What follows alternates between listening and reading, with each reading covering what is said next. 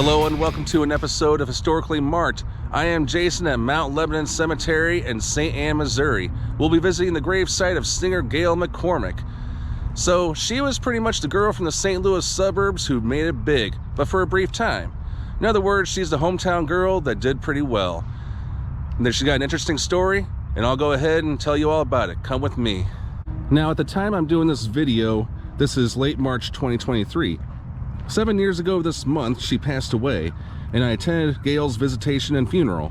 It was so far the first quote-unquote celebrity funeral I had been to.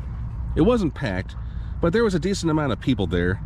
Like I saw Bob Cuban, who was there for a short time. He was another St. Louisan that briefly made it big.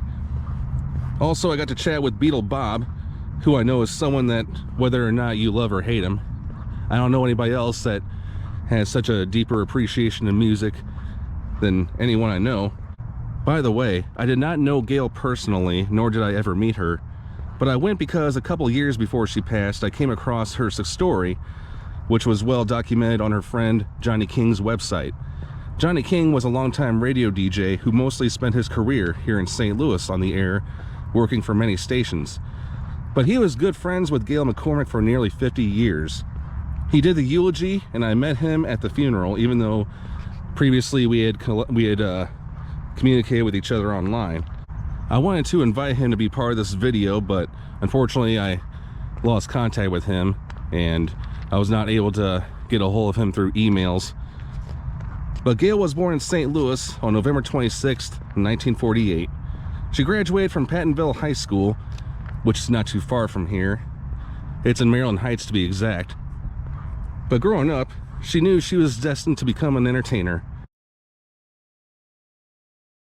After all, she was voted most talented in her high school yearbook. Gayle sang with a choir, which was part of the St. Louis Symphony. She was known for singing high soprano. After high school, Gayle joined a popular local band called the Classmen.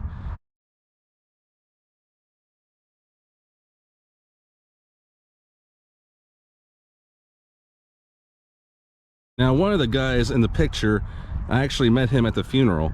He was able to share some great memories, especially at the time when St. Louis's music scene was mostly rock-based, and that meant usually playing at dances, bowling alleys, even at places that are now defunct like Chain of Rocks Park.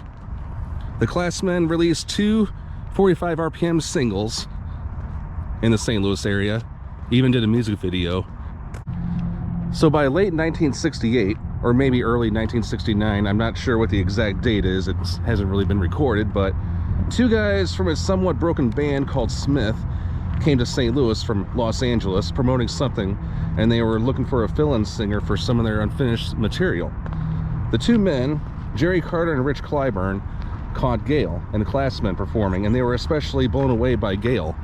And not surprisingly, because of her talents, Gayle was asked to move to LA, and members of the Classmen, I'm sure they pretty much encouraged her, because, you know, who else gets that kind of opportunity to go from St. Louis to LA?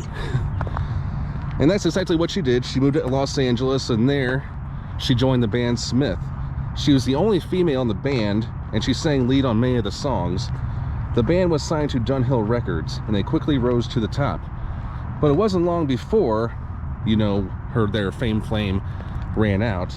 But putting this in some sort of perspective, Dunhill Records at the time was home to such big name acts such as Steppenwolf, the Mamas and the Papas, Three Dog Night.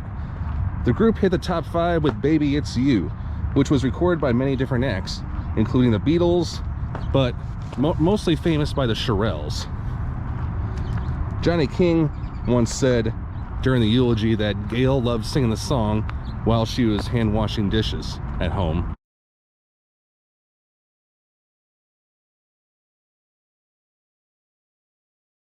But like I said, the group enjoyed a brief wave with fame as they were on TV such as American Bandstand, The Ed Sullivan Show. But the group disbanded after 2 albums in early of 1971. Dunhill Records apparently wanted Gayle to remain on their roster so she could still record with them. She would open for acts like Three Dog Night. She put out 3 solo albums, and unfortunately none of them saw success. She did release a few singles from those records, and none of them made the Billboard Top 40. However, her song It's a Crying Shame hit number 44 on the Billboard Hot 100 during the fall of 1971, and it went very high on the Billboard Adult Contemporary charts. Her third and final album was released in 1974, but by that time she had lost interest in the music industry. But it was more like one of those tired of meeting the demands and keeping up with the industry kind of thing, I'm guessing. She also married some guy and moved to Hawaii. Gayle was still recording and singing backup on some songs. Also at this time, Dunhill Records stopped releasing records in 1975. So by 1976, Gayle had felt really burned out and she wanted to come back home to St. Louis, and that she did. She simply wanted to be known as Gayle again, not the international superstar singer Gayle McCormick. She would eventually get divorced and became reclusive. She refused to do any interviews with anyone about her life in music. It is said that sometime during the 1980s to the 2010s, she was seen working at mall department stores. I'm not exactly sure where.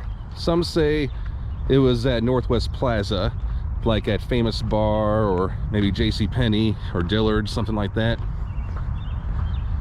And Gayle was seemingly forgotten by this point, even with the internet becoming more popular and bringing new life to some old classics. She never had a presence on social media.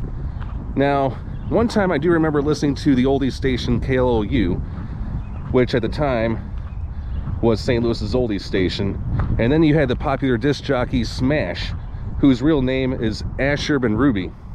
But in between songs, he played a phone recording where Gayle McCormick called the station and said kind words to Smash and how much she was a fan or something like that. Smash in return said, "Oh my God, it's Gayle McCormick on the phone. I had such a crush on you back in the day." You know, stuff like that. I don't really remember exactly what he said, but something like that. I'm pretty sure it was her way of letting her local fans know that she was still alive and kicking. Who knows? But Quentin Tarantino used Smith's version of Baby It's You in his soundtrack for Death Proof. It is said that over the years, she had heard that people from all over the world wanted to know the whereabouts of her, and she was very, ecstatic about that. So like they say, with every story always comes a happy ending. Beetle Bob even told me that at the funeral, he printed out some YouTube comments for Gayle while she was working at the stores and showed them to her. So it's great to know that in the last years of her life, she was greatly appreciated. And this is where she rests eternally. Gayle McCormick, 1948 to 2016. In 2015, Gayle was hospitalized for pneumonia, but doctors soon found cancer in her body. She was a lifelong smoker, or so I heard, and she lost her battle on March 1st, 2016. She is buried next to her mother, Ethel, who passed away in 2010. But like I said, she had a really great, interesting story. And I think it's definitely worth sharing because, most people want to be known as the local girl that done pretty well, even if it was for a brief time. And I'm pretty sure you can get the song Baby It's You by Smith on streaming services. Unfortunately, I was not able to find much, if not any of her solo work on Spotify. So I'm definitely going to have to get a hold of Jeff and Records about that. But you can also get it on YouTube too. What am I saying? Because there are people who upload that stuff. So, but rest in peace, Gayle McCormick.